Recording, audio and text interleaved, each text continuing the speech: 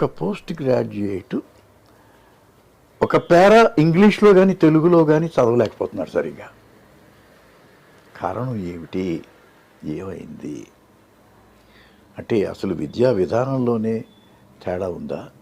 ముందుగా ఆ రోజుల్లో 11వ క్లాసు వరకు అంటే ఎస్ఎస్ఎల్సి వరకు తెలుగు మీడియం మాతృభాషలో ఉండేది. ఆ తరువాత ఇంగ్లీష్ మీడియంకి వెళ్ళేవాళ్ళం పీయూసీలో. అక్కడి నుంచి డిగ్రీ, పోస్ట్ గ్రాడ్యుయేషన్ ఇవన్నీ ఇంగ్లీష్ మీడియంలో ఉండేవి. మంచి ఇంగ్లీష్ వచ్చేది. కారణం ఏమిటంటే ఎవరికైతే మాతృభాషలో ప్రావీణ్యత ఉంటుందో, ఎవరైతే తెలుగు బాగా మాట్లాడగలుగుతారో వాళ్ళకే మంచి ఇంగ్లీష్ వస్తుంది. ఇప్పుడు మాతృభాషను ఎప్పుడైతే పక్కన పెడతామో అప్పుడు పరభాష కూడా తొందరగా అబ్బదు, సరిగా రాదు. ఇక్కడ మామూలుగా ఈరోజు ఏమైందంటే తెలుగులో కూడా మంచి తెలుగు మాట్లాడడం అలవాటు పోయింది పిల్లలకి.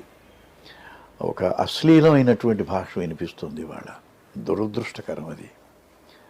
చదువుకున్న వాళ్ళు అంటే వాళ్ళ దగ్గర నుంచి ఒక మంచి భాష అంటే ఒక సంస్కారయుతమైనటువంటి భాష వినిపిస్తుందని ఆశిస్తాం. అలాంటి భాష వినపడడం లేదు.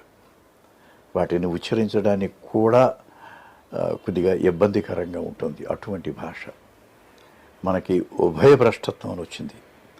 ఆంగ్లము అబ్బలేదు.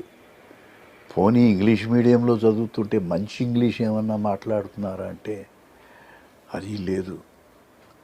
ఈ ఏదో హాయ్ బ్రో, హాయ్ గాయ్స్, ఈ రకమైనటువంటి భాష వస్తుంది. కానీ మంచి ఇంగ్లీషు, చేస్ట్ ఇంగ్లీష్, ఒక పవిత్రమైనటువంటి భాష అవ్వడం లేదు. పోనీ తెలుగు ఏమన్నా అంటే తెలుగు అవ్వలేదు. రెండు ఉభయభ్రష్టత్వం. ఇది పోయింది, అది పోయింది.